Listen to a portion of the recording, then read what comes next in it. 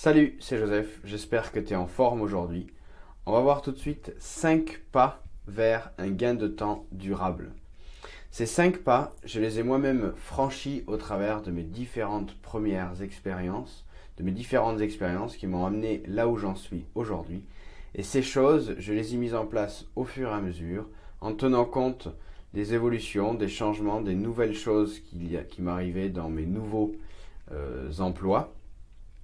Et la première chose que j'ai commencé à mettre en place, je l'ai réfléchi parce que dans ma première grosse expérience, dans ma première vraie expérience, on va dire, alors il n'y a pas de vraie et de fausse expérience, il n'y a que des expériences, mais dans ma première, dans la plus longue, on va dire, dans la plus conséquente, il y avait des dossiers papier. Chaque projet était géré sur un dossier papier qui était parfois assez conséquent, assez énorme.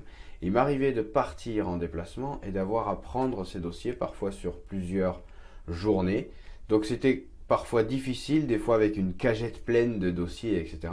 Donc ça, je trouvais ça vraiment un frein et une entrave à des possibilités d'être réactif, et notamment quand j'étais en déplacement par exemple, si on me posait une question sur un dossier qui était resté au bureau, ben c'était impossible pour moi d'y avoir accès puisque c'était une pile de papier posée comme ça sur un coin de mon bureau. Donc la première chose que j'ai mis en place et que je t'invite à mettre en place dans ton travail actuellement, c'est d'éliminer le papier. Éliminer un maximum le papier. Aujourd'hui, on a tous les outils pour faire ça. Le scanner directement euh, au, au bureau ou même dans des magasins qui proposent ça. Donc tu peux scanner les documents un peu partout. Avec l'appareil photo aussi des téléphones, on peut scanner les documents très proprement et très correctement. Tout est fait pour dématérialiser aujourd'hui. Donc la première chose, c'est éliminer le papier. Que ce soit des documents obligatoires, etc., tu peux les garder en papier quelque part, mais il faut que tu les aies sous la main en informatique, scannés. Ça, c'est la première étape à franchir et c'est la base déjà d'un système qui te permet d'avoir accès aux documents plus rapidement. En fait, quand tu vas chercher un papier, ça va être toujours plus long parce qu'il va falloir que tu manipules, que tu ouvres, etc. Tandis que si tu es sur le poste informatique, tu vas pouvoir lancer des recherches, lancer des requêtes. Après, il faut avoir bien sûr fait un bon classement. Mais si tes dossiers papier sont déjà bien classés, tu reproduis le classement sur ton informatique et ton informatique sera bien classé. Bien sûr, la base aussi de tout ça, c'est d'avoir un classement propre. Mais bon, ça, je parle pas de ça parce que j'estime que c'est si tu es bordélique et que tu veux gérer ton temps, commence déjà par ranger. Et après, tu pourras commencer à faire autre chose. Ça, c'est la première étape. La deuxième étape, pouvoir être efficace de la même façon partout. Donc, rendre tes outils habituels transportables. Ça veut dire que ce que tu utilises régulièrement, donc que ce soit un ordinateur, je ne sais pas si c'est un fixe ou si c'est un portable, mais déjà, ça serait intéressant que ce soit un portable, que tu puisses l'embarquer à droite à gauche pour être efficace un petit peu partout où tu te trouves. Même si tu ne te déplaces pas vraiment, tu vas quand même parfois changer de bureau, changer, aller dans une salle de réunion, etc. Il faut que tu puisses emporter tout ça. Ça va te permettre d'être directement efficace et réactif au moment. Donc la deuxième étape, c'est de pouvoir transporter ce que tu utilises habituellement. Donc regarde ce que tu utilises régulièrement sur ton bureau, autour de toi. Éventuellement, réduis-le parce que moins tu utilises de choses et plus tu gagnes en efficacité aussi. Réduis tout ça et ensuite, tu vas pouvoir emmener toutes ces choses-là et être efficace à chaque endroit où tu te trouveras avec tes outils, donc réduits au minimum. Donc tous tes outils que tu utilises, donc en général c'est principalement l'informatique, arrange-toi pour avoir un ordinateur portable. Encore une fois, ça je l'ai fait que très tard et malheureusement ça m'a desservi. Si c'était à refaire aujourd'hui, je le ferais comme je vais te l'expliquer tout de suite. Si ton employeur ne te fournit pas d'ordinateur portable et que tu estimes que c'est intéressant pour toi d'avoir ça, utilise le tien. Si ça te fait gagner du temps, si ça te fait être plus efficace et si tu peux raccourcir ta journée de travail comme ça, fais-le. Fais-le. C'est pas enfin il faut pas se priver de ça. Il faut vraiment conserver la main sur tous les outils. Si tu estimes que tu n'as pas le bon outil, bah utilise un autre outil. Le troisième point, rendre tes fichiers accessibles depuis tous tes écrans. tous tes écrans, c'est-à-dire ton téléphone, ton ordinateur professionnel, ton ordinateur personnel si tu en as un, on l'a vu, une tablette, quelque chose comme ça. Donc ça se passe comment? Tu peux avoir un stockage serveur central donc sur ton entreprise avec des accès possibles, etc. Ça, tu peux le voir avec ton système informatique. Si tu es bien avec eux, ils vont te montrer comment faire ça.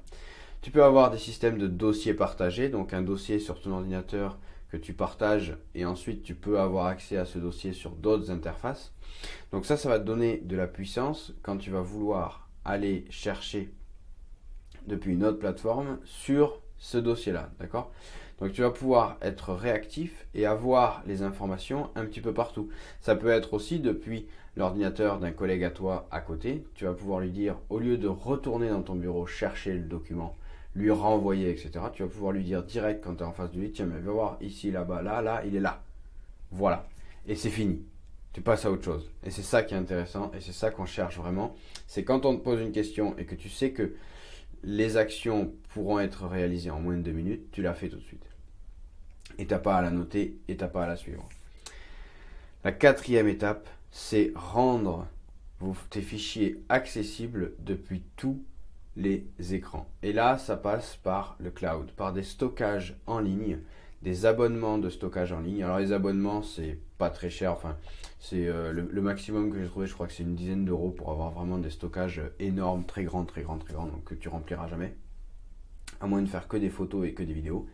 Mais si tu fais que du document, c'est des stockages vraiment, largement accessibles en termes de prix. Et ça te permet de le mettre en ligne.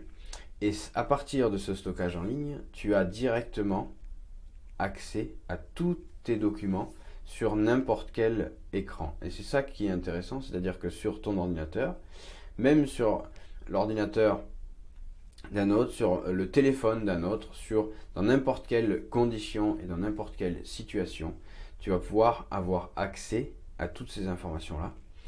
Donc là, tu gagnes encore, tu vois, un petit peu step by step. Après, l'étape 4, il y a des gens qui ne seront pas forcément convaincus par ça parce qu'ils vont dire, oui, mais mettre mes fichiers en ligne dans le cloud, c'est les mettre à disposition de tout le monde parce qu'on ne sait pas, c'est pas sécurisé, j'ai pas confiance, j'envoie tout ça, etc. 2 choses là-dessus. Effectivement, quand tu mets ton fichier quelque part, il se peut que quelqu'un d'autre y ait accès, ne serait-ce que le service informatique qui gère cette partie-là de la plateforme, tous les serveurs, etc. Eux, ils ont accès, bien sûr. Et la deuxième chose, c'est que personne n'a envie d'aller fouiller dans ton dossier, personne n'a envie d'aller trouver tes informations. Tu t'appelles pas les services secrets américains, tu t'appelles pas des trucs comme ça. Personne n'a envie de voir ton dossier de client, de machin, tout le monde s'en fout. Donc, mets-le en ligne, personne n'ira voir ça. Et la 5e étape, l'étape ultime selon moi, celle où je suis actuellement, et je pense m'efforcer de la faire durer dans le temps parce que c'est vraiment au maximum, l'efficacité maximum. Mon travail est totalement déconnecté d'un matériel. J'ai un cloud desktop, c'est-à-dire un bureau en ligne que je peux faire fonctionner sur ton téléphone, que je peux faire fonctionner sur ta tablette et que je peux faire fonctionner sur ton ordinateur, même sur ta télé, je peux le faire fonctionner. J'ai tous mes fichiers dans le cloud, pas tous encore, parce que j'ai encore des dossiers papier, je suis en train de scanner ça au fur et à mesure, je suis en train de tout mettre en ligne comme ça. Et tous mes outils sont connectés. Et notamment, on va reparler de ce fameux carnet là que tu commences à voir maintenant avec ce stylo. J'ai un carnet papier. J'aime bien utiliser toujours ce carnet papier, mais ce carnet papier est en temps réel balancé sur le cloud. Et donc, même si le carnet disparaît, j'ai toutes les informations. Il me suffit de retenir là-dedans un login et un mot de passe. À partir de ça, j'ai tout mon système. Donc effectivement, si je suis amnésique et que je perds ce login et ce mot de passe, je n'ai plus accès. Maintenant, il me suffit de retenir ça. Et une fois que j'ai ça, je reprends mon travail. Donc, on me met tout nu quelque part. Effectivement, il faut bien sûr que j'ai une connexion et un outil informatique. C'est les deux préalables. Mais on me met tout nu quelque part. Je suis efficace quasiment autant que je suis là tout de suite. Ok ? Et ça, c'est vraiment une réflexion. Je ne dis pas que tu pourras accéder à ce point numéro 5 parce que là, on commence à déverrouiller un petit peu trop de clés dans les entreprises, dans les choses comme ça, quand il y a vraiment un système bien établi. Mais tu peux déjà réfléchir à toutes les étapes et au moins arriver à la 3, je pense, assez facilement. Et donc, être réactif. Le but de tout ça, c'est quoi? Donc, gain de temps durable, le but de tout ça, c'est que une fois que tu auras tous tes documents accessibles un petit peu partout. Il y a pas mal de systèmes d'organisation qui disent ça, mais notamment le système principal, dont je te reparlerai un petit peu plus tard dans une prochaine vidéo, c'est le principe selon lequel une action qui prend moins de 2 minutes à faire ne doit pas être notée et ne doit pas être suivie parce que ça prend plus de temps à la noter et à la suivre que de la faire tout de suite. Donc arrange-toi pour que un maximum de tes actions ou de ce qu'on te demande te prenne 2 minutes à faire et donc tu feras tout de suite. Ça veut dire quoi concrètement tout ce système-là? Ça veut dire que si à un moment donné tu as une idée dans la tête, ben, tu le fais tout de suite. Si à un moment donné on te demande quelque chose, un document, un traitement, une réponse sur quelque chose, tu vas pouvoir la donner tout de suite. Et ça va être intéressant et ça va être important. Alors, on reparlera de ça plus en détail, mais déjà, ces 5 points, à mon avis, tu as déjà pas mal d'étapes à franchir pour arriver à un gain de temps durable et à quelque chose qui va pouvoir vraiment te rendre efficace et te donner une certaine puissance. Chaque matin, tu as plus de 15 heures devant toi, partage cette vidéo et choisis tes priorités.